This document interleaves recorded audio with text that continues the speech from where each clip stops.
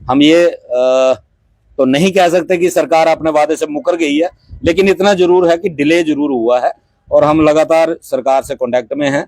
और हमारे मिनिस्टर साहब अभी कश्मीर गए हैं, पहले वो अपने होम टाउन गए थे, रजौरी पुंछ में थे 4-5 दिन, वहां पे हम नहीं मिल पाए उनसे। और अब शायद हमें लगता है कि शनिवार या संडे तक वो कश्मीर से वापस जम्मू आएंगे, तो हम दोबारा उनसे मिलने की कोशिश करेंगे ताकि ये पता चल सके कि हमारा जो पेंडिंग का इशू था वो कहां तक पहुंचा है। तकरीबन आंकड़ा 400 करोड़ का था, लेकिन यहाँ पर जो था ये कहा गया था कि पहली किस्त जो थी वो रिलीज होनी थी। तो कितना ज्यादा रिलीफ या राहत जो थी डेली वेजेस को मिलनी थी अगर समय से हो जाता और पहलगाम की घटना नहीं हुई? मैम, हमारे साथ जो कमिटमेंट मिनिस्टर साहब ने की थी, उन्होंने जोर दे के कहा था कि मैं पहली किस्त में आपको 200 करोड़ रुपया दिलवाने का पूरा प्रयास करूंगा कि 200 करोड़ जो है वो दिलवाऊं। तो हमने तो ये उम्मीद रखी थी कि अगर 200 करोड़ के बजाय हमें 100 करोड़ भी मिलेगा, वो भी बहुत बड़ी रिलीफ जो है। सालों के बाद अगर 100 करोड़ भी मिलेगा तो तब भी लगभग हमारे डेली वेजरों को लाख लाख रुपया मिल सकता था। लेकिन अनफॉर्चुनेटली हालात ही ऐसे बन गए कि अब इस सिचुएशन में ना हम सरकार को क्रिटिसाइज कर सकते हैं, क्योंकि हम ये भी नहीं कह सकते सरकार ने वादा तोड़ दिया, क्योंकि जब तक सरकार अपनी बात से पीछे ना हटे तो हम इल्जाम नहीं लगा सकते। कह रहे कि दूसरी जिम्मेदारियां भी हैं जो भी मानवता के लिए लिहाज से जो है देखना जरूरी है, जिसमें रामबन की भी घटना हुई थी बीच में, पुंछ की भी हो गई है, और मानवता के लिहाज से लोगों की मदद करना है। लेकिन सर यहाँ पर इल्जाम कुछ ऐसे लोग आप पर लगा रहे कि आपने अपनी पेंडिंग वेजेस जो है वो रिलीज करवा ली, इसमें कितनी सच्चाई? मैम, जो इल्जाम लगा रहे हैं उनको नहीं, मैं सबको ये कहता हूँ, हमारा 22,000 डेली वेजर है पीएचई का। आजकल कोई छुपी चीज रह नहीं सकती।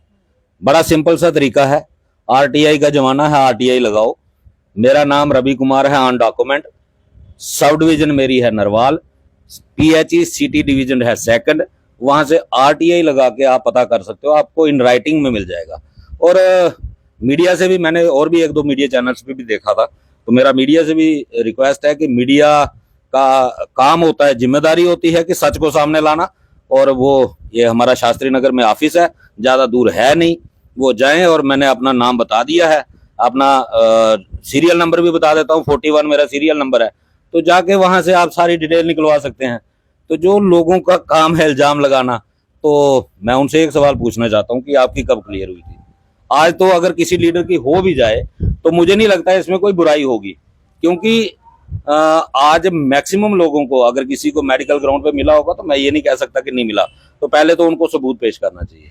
अगर वो लोगों में ये कह रहे हैं कि भाई आप सबूत पेश करो ना, खुद लोग पूछेंगे हमसे सवाल।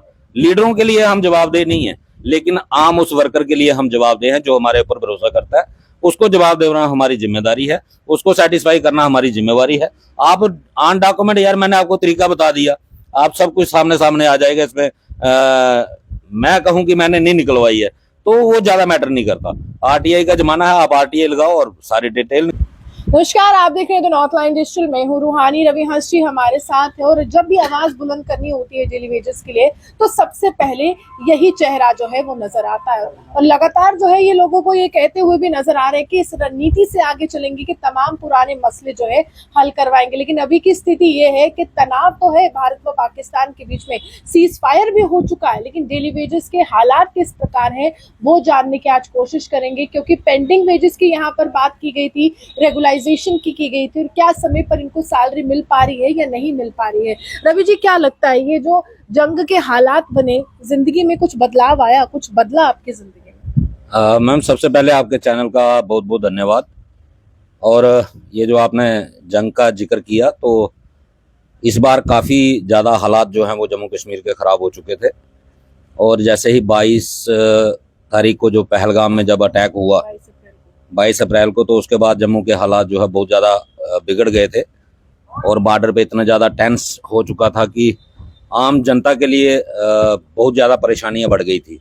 और अभी भी अगर हम ये कहें कि हालात सुधर चुके हैं तो हमें इतना ओवर कॉन्फिडेंस नहीं होना चाहिए, क्योंकि आज भी जो मूवमेंट जो चल रही है तो सरकार की लेवल पे हम ये नहीं कह सकते कि हालात बिल्कुल सुधर चुके हैं, क्योंकि पाकिस्तान एक ऐसा देश है जो हर बार धोखा करता है।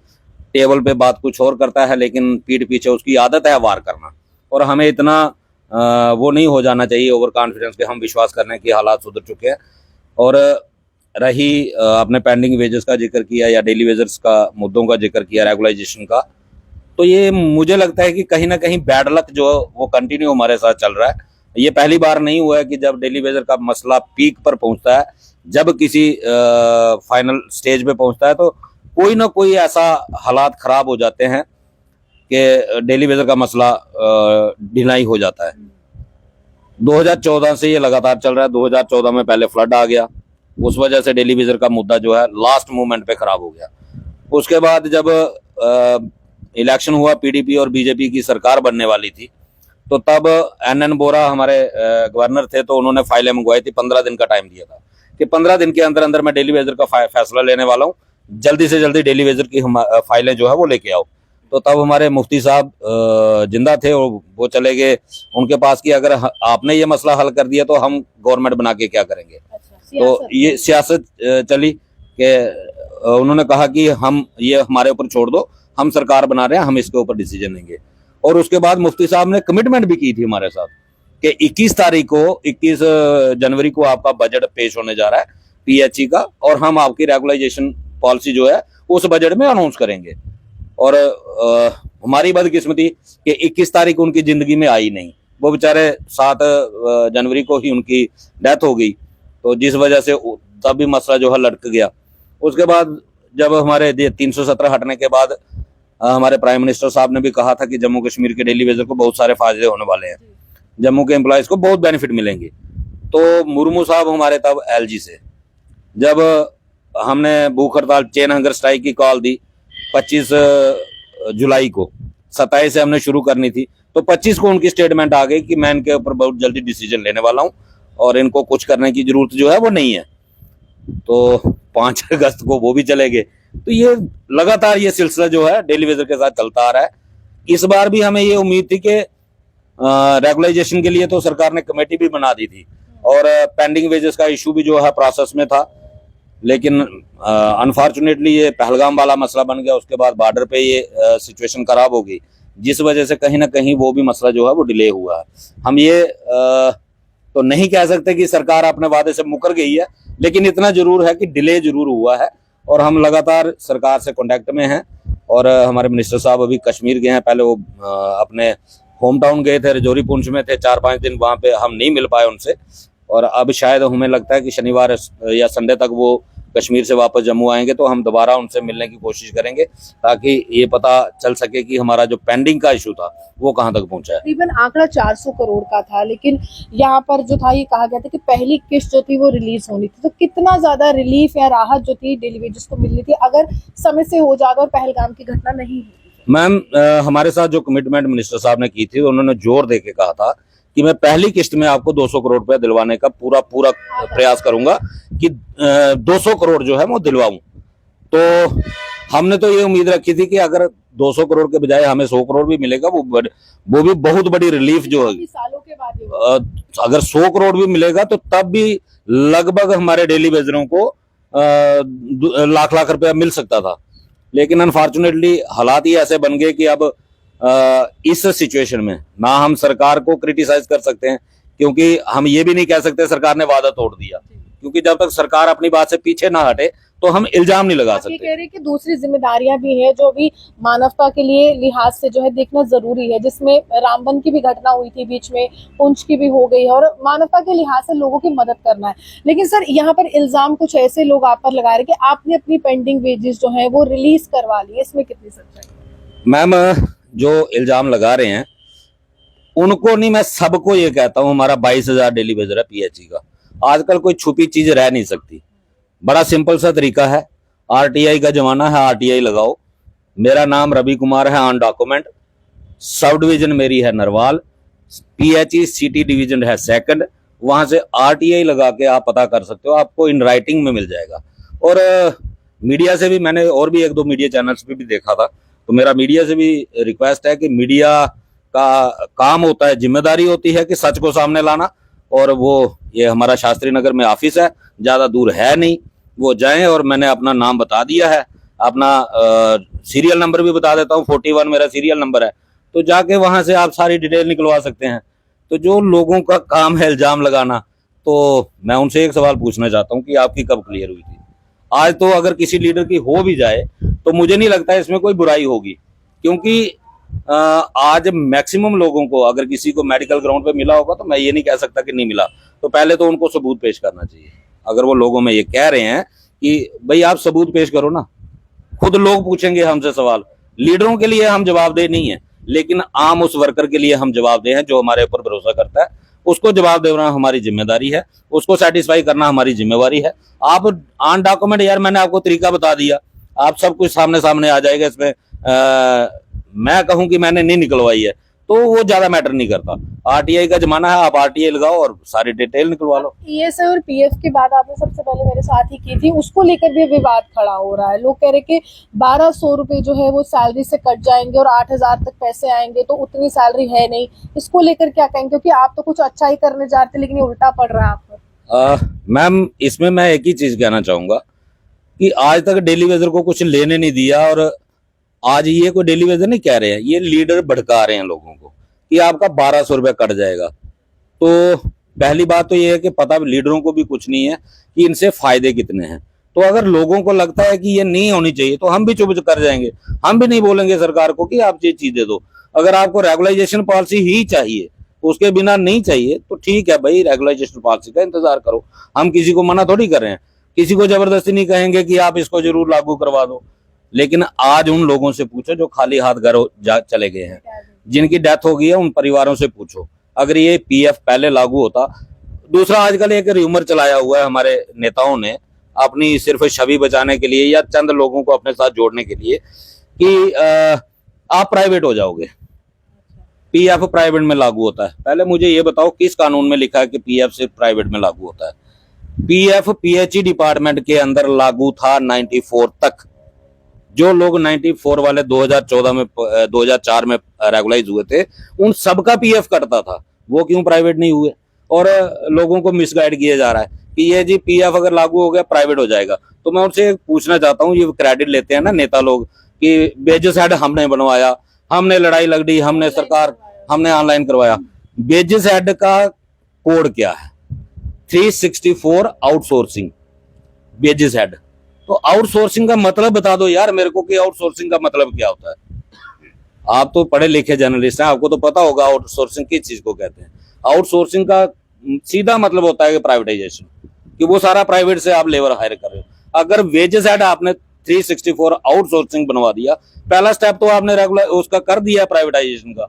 सवाल हम पे कर रहे हो, पहले खुद स्टडी करके आओ। तो लोगों से मैं इतना कहना चाहता हूं कि अगर आपको पीएफ नहीं चाहिए तो हम नहीं करेंगे बात पीएफ की, लेकिन सिर्फ रेगुलाइजेशन के लिए सारी चीजों को सैक्रिफाइस कर देना मुझे नहीं लगता कि समझदारी है। रेगुलाइजेशन कब मिलेगी, कितनी देर के बाद मिलेगी? पहली बात तो सरकार सबको तो पक्का करेगी नहीं।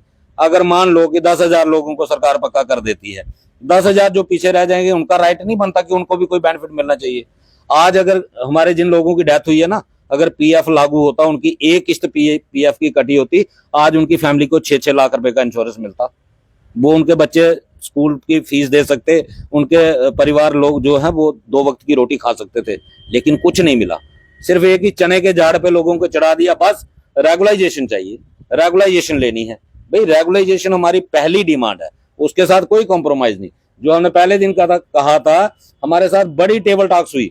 हमने एक ही एजेंडा रखा था कि बात खत्म होगी, रेगुलाइजेशन पे खत्म होगी, लेकिन उसके लिए जो चीजें हमें मिल सकती थी, जो बेनिफिट मिल सकते थे, वो हमने सैक्रिफाइस कर दिए। क्योंकि जो लोग पहले 2004 तक जो 94 से पहले लगे हुए थे, वो खुद परमानेंट हो गए। उसके बाद जो डेली वेजर बचे, उनके साथ कोई हमदर्दी थी नहीं।